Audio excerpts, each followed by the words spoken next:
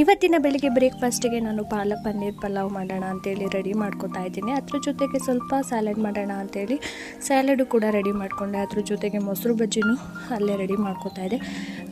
ಅಕ್ಕಿನೇ ಎಲ್ಲನೂ ವಾಶ್ ಮಾಡಿಕೊಂಡು ಇಟ್ಕೋತಾ ಇದ್ದೀನಿ. ಮೊದಲಿಗೆ ನಾನು ಪನ್ನೀರನ್ನ ಸ್ವಲ್ಪ ಫ್ರೈ ಮಾಡಿಕೊಂಡು ಇಟ್ಕೊಂಡ್ಬಿಟ್ರೆ ಈಸಿ ಆಗುತ್ತೆ ಅಂತೇಳಿ ಸ್ವಲ್ಪ ಪನ್ನೀರನ್ನ ಫ್ರೈ ಮಾಡ್ಕೊತಾ ಇದ್ದೀನಿ.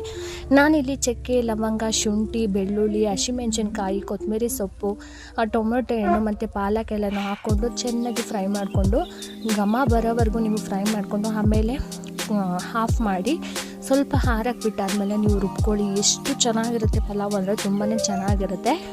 ಮಾಮೂಲಿ ರೀತಿಯೇ ಹಾಕ್ಬಿಟ್ರೆ ಅಷ್ಟೊಂದು ಟೇಸ್ಟ್ ಬರೋಲ್ಲ. ನಾನು ಅದಕ್ಕೆ ಈ ಥರ ರುಬ್ಬಿ ಫಸ್ಟು ಎಲ್ಲ ಎಣ್ಣೆಯಲ್ಲಿ ಫ್ರೈ ಮಾಡಿ ಆಮೇಲೆ ನಾನು ರುಬ್ಕೋತೀನಿ. ಸಿಂಪಲಾಗಿ ಮಾಡ್ತಿರೋದು. ಎಲ್ಲ ಮಸಾಲನೂ ಹಾಕಿ ಚೆನ್ನಾಗಿ ಎಷ್ಟು ಉದ್ರುಗಾಗಿ ಅಂದರೆ ತುಂಬಾ ಚೆನ್ನಾಗಿತ್ತು. ಕಡಲೆಕಾಯಿನೂ ತಂದಿದ್ದು, ಕಡಲೆಕಾಯಿ ಎಲ್ಲ ವಾಶ್ ಮಾಡಿ